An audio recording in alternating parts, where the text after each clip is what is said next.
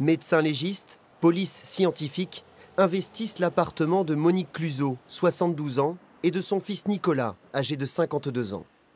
Au deuxième étage de cet immeuble en plein centre-ville de Poitiers, à 2 pas du parc de Blossac, les 2 locataires vivaient ici depuis 22 ans sans aucun contact, ou presque, avec leurs voisins. On ne la croisait pas souvent.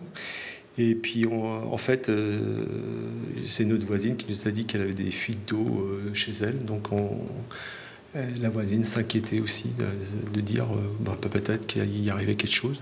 D'après plusieurs témoignages, le fils souffrait de problèmes psychologiques et vivait reclus dans l'appartement. Sa mère n'en sortait qu'une fois par semaine pour faire des courses. D'après les enquêteurs, le logement à leur arrivée ne comportait aucune trace de lutte. Les corps ne présentent pas de traces de violence particulière et aucune arme n'a été retrouvée au domicile. C'est la raison pour laquelle c'est l'autopsie qui sera pratiquée vendredi matin qui devra nous éclairer de manière plus précise.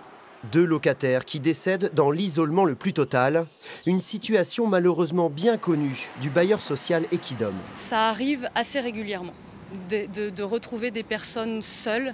Ça nous est arrivé la semaine dernière, la dernière en date. Effectivement, ça arrive assez régulièrement. Depuis le début de l'année, rien que dans les secteurs du centre-ville et de Poitiers-Sud, Monique et Nicolas Cluzot sont les 5e personnes retrouvées mortes dans leur logement social.